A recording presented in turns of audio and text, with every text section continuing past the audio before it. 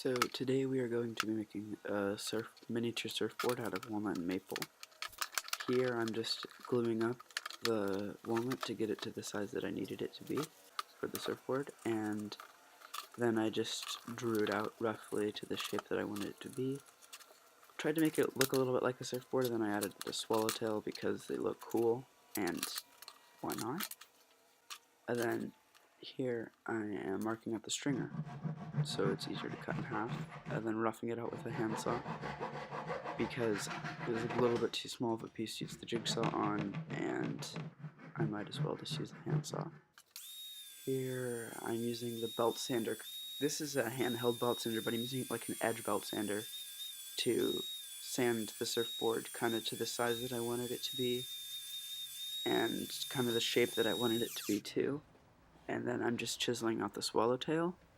I'm using chisels because I didn't want to tear out the wood towards the pointy part of the swallowtail, which is a pretty fragile piece in the wood, and if I used a saw there was a possibility that I could have ripped that apart and I could have ruined the whole thing, but I used chisels and that worked out pretty well. There was a little bit of tear out, but worked out pretty well.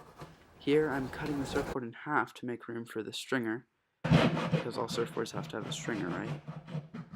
And I just cut it in half with a handsaw.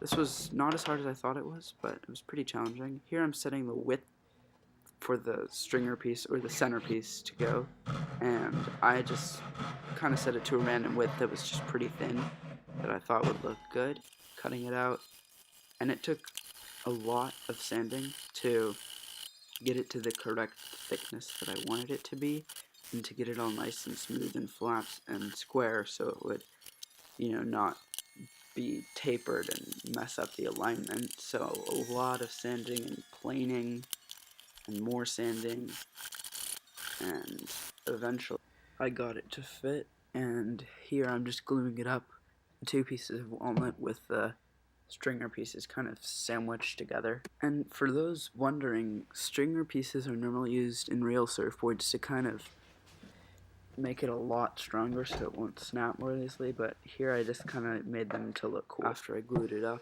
I resanded it to the size that I wanted because the stringer added a little bit of thickness to it. And then I decided that I wasn't just going to have a flat surfboard because surfboards aren't flat, and I decided that I would just add a little bit of a rocker to it, a little bit of a bend or curve.